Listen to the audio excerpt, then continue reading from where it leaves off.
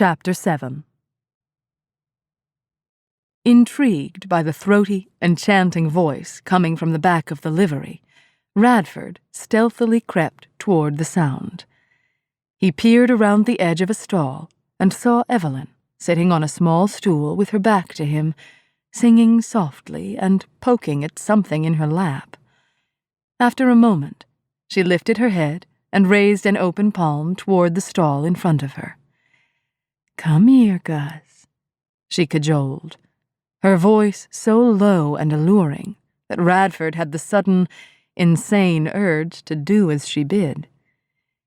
Jolted by the sensual tug of Evelyn's voice, Radford clenched his fists. It was growing incredibly difficult to perceive her as a tomboy when he witnessed moments like this.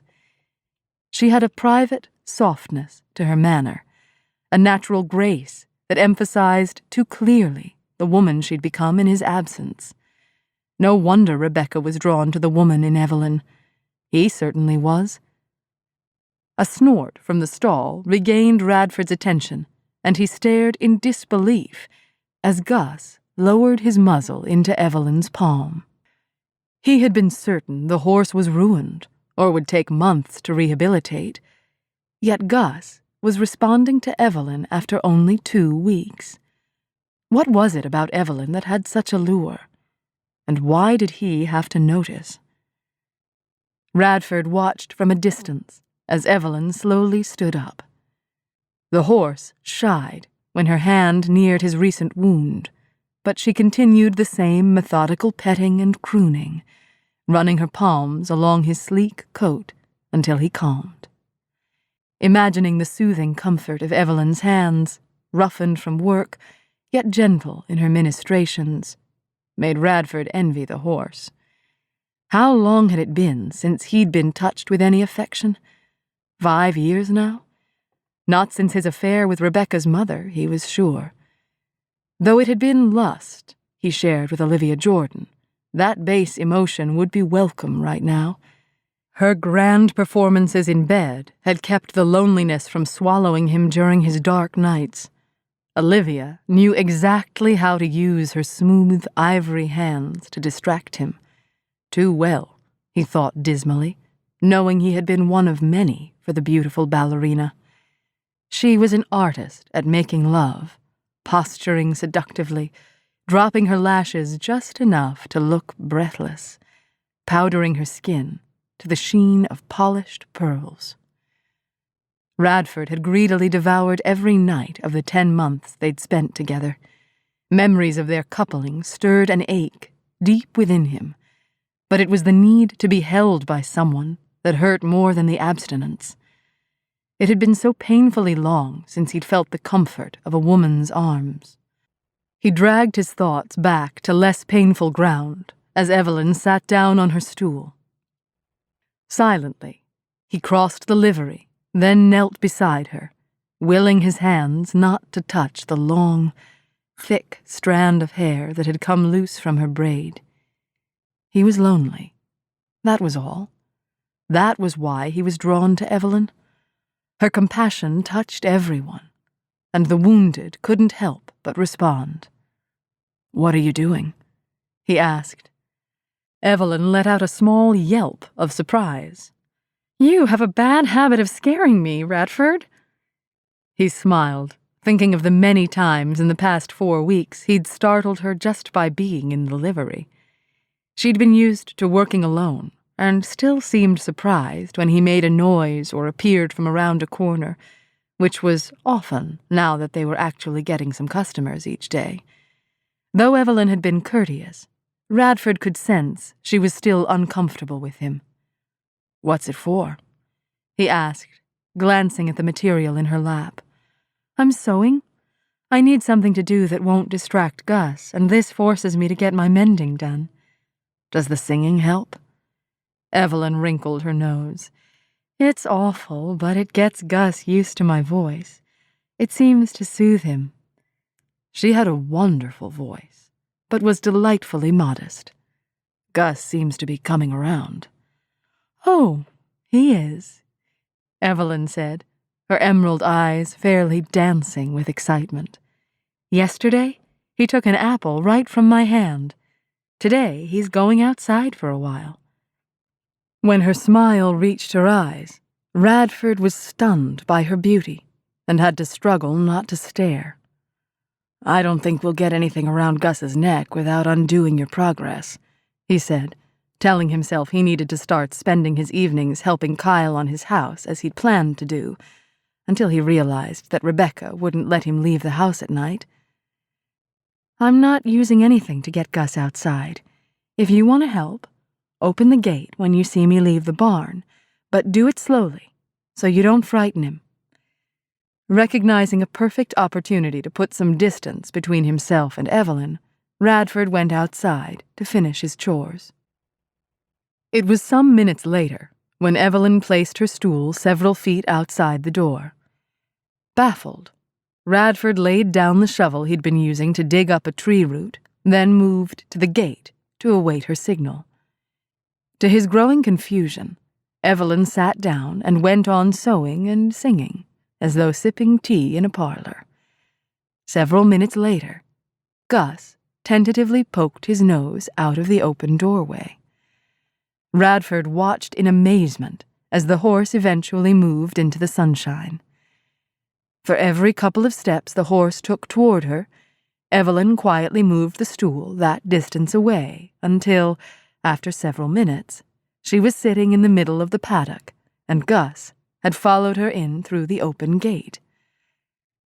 Radford closed it gently behind the stallion and shook his head as he watched the horse wander over to the wheelbarrow full of hay and begin nibbling.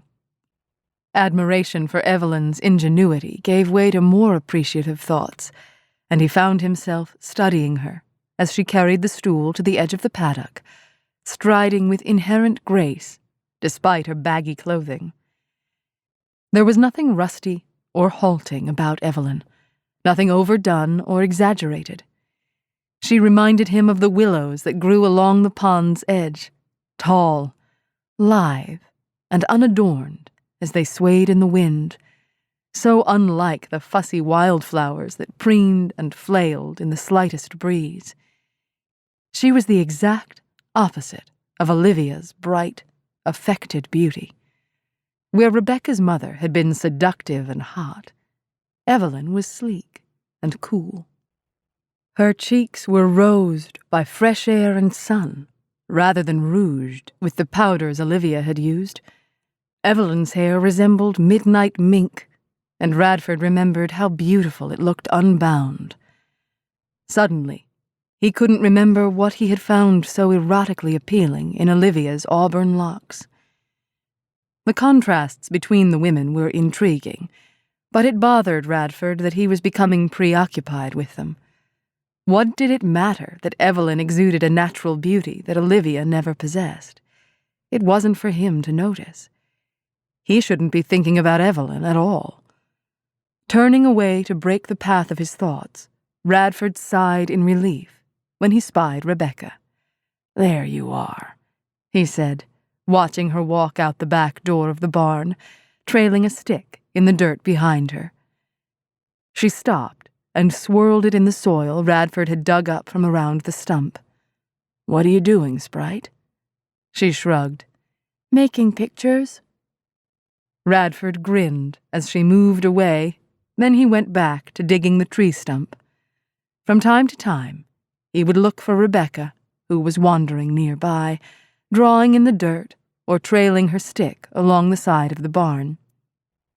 As the afternoon wore on, Radford grew hot and impatient with the stubborn stump, and turned his attention to hacking it from its dogmatic grip on the earth. Evelyn was in the livery, brushing her prized thoroughbred, when she heard a loud bang and Rebecca's scream. She flew out the back door, her heart bursting with fear as she saw Radford leap the paddock fence. "Dear God," she whispered, spying Rebecca lying on the ground beside the overturned wheelbarrow. Gus pranced at the other side of the paddock, snorting and pawing the worn grass. Evelyn ducked between the rails and ran to Radford, falling to her knees beside Rebecca. "What happened?" she asked, her chest pounding with fear. Radford didn't spare her a glance as he reached for his daughter. He cupped Rebecca's face in his palms, then gasped in relief when her eyes opened. "Thank God," he whispered. Rebecca blinked again, then scrambled to her knees, clawing at Radford until she was held tightly in his arms. "That horse kicked me," she said, bursting into tears. The breath rushed from Evelyn's lungs as she glanced at Gus, who was certainly agitated enough to kick anyone. "What happened?" "I don't know," Radford answered, his voice trembling. He eased Rebecca away and checked her face and body for injuries. "Where did he kick you?" Rebecca pointed to the overturned wheelbarrow and mound of hay beside it. "He kicked that, and it fell on me," she wailed. Seeing that Rebecca was only frightened and not seriously injured, Evelyn sagged back on her knees, her eyes meeting Radford's. "What was she doing in the paddock?" "I said I don't know," Radford snapped. With shaking hands, he set Rebecca away from him. "What were you doing out here, Rebecca?" She hiccuped and pointed to her stick, lying a few feet away. "I was gonna train him." "What?" Radford asked, his expression baffled. Evelyn glanced at the stick in sudden understanding. For the last several days, Rebecca had watched with avid curiosity as Evelyn trained her yearling. Apparently, she was trying to imitate Evelyn's actions, just as Agatha Brown had warned she would do. "I think Rebecca was using her stick as a riding crop. She must have spooked Gus." Radford's gaze shot from Evelyn to Rebecca, whose tears were still rolling down her cheeks. "Did you touch that horse?" he asked, pointing to Gus, who had backed to the far side of the paddock, his eyes still white with fear. Rebecca nodded. "I was going to train him." Radford's nostrils flared, and his voice came out hard. "I thought I told you to stay away from the horses." "I wanted to train." "I don't care what you wanted to do. Do you realize that horse could have killed you?" he scolded. Rebecca's eyes widened, and she shrank back. He gave her a gentle shake to get her attention. "Do you understand that?" Rebecca's chin quivered, and her eyes flooded, tears flowing down her cheeks like a river. She nodded in jerky movements. "Don't you ever do that again, young lady." Evelyn clenched her fists. "You're scaring her, Radford." Radford's angry gaze swung to Evelyn. "I sure hope so. It might save her life." "Being afraid won't save her from anything. She needs to be taught what can hurt her." "That's what I'm doing." "No, you're not. You're making her fear your actions if she disobeys you. That doesn't satisfy her curiosity about Gus. Look where curiosity got her today." He turned Rebecca toward Evelyn. Rebecca's cheek was brush-burned, and her clothes were covered with hay fragments. Her tiny, interlocked fingers were stained with dirt and tears. Her pathetic sobbing wrenched Evelyn's heart and fired an anger deep within her. Burning with indignation for Rebecca, Evelyn glared at Radford. "You have only yourself to blame for being blind. Even I could see the curiosity brimming in Rebecca's face every time she looked at the horses. You can't keep her wrapped in cotton, Radford. She's a healthy little girl who's curious about the world she lives in." His lips curled. "She's a little girl who needs her father to protect her." Radford's voice was cold, condescending. Pride kept Evelyn's gaze pinned to his. They stared at each other in frigid silence. Rebecca's soft crying and Gus's agitated pawing mingled with the distant sounds of the lumber mill. Was he so wrong to want to protect his daughter? Radford wondered. Isn't that what a father was supposed to do? Evelyn stood and brushed the dirt off her knees. "You protect her then, Radford. But don't ask me to ignore Rebecca when I know I can help her. She deserves to be a carefree little girl, and she needs a doll. She had one. She gave it to her nanny's baby when they moved away. Radford saw the momentary flicker of surprise in Evelyn's eyes before they became cool again. Do you think that maybe she regrets giving away her baby doll? I bought her one to replace it, but she pushed it under her bed and never played with it. Radford sighed and shoved his hair back with a shaky hand. I think it's best if you leave this alone, Evelyn. You don't understand what Rebecca's been through. Her shoulders stiffened. Maybe not, but I understand little girls who are frightened and alone and just want someone to love. Rebecca doesn't want a doll. Fine, Evelyn shouted. But she needs to feel safe in the world around her, not just on her blanket or with her hand tucked in yours. She was trying to venture out on her own today and got hurt because she isn't prepared. Until you recognize that, you're imprisoning her and cheating her out of her childhood. Radford was not going to feel guilty for caring enough to protect his child. He'd failed to do that once, and Rebecca had suffered because of it. I'm trying to see that she survives her childhood, Evelyn. Her head jerked up, eyes snapping. Animals survive, Radford. People live. Little girls laugh and explore. Radford's teeth clenched as he caught Rebecca in his arms and stood up. What makes you an authority?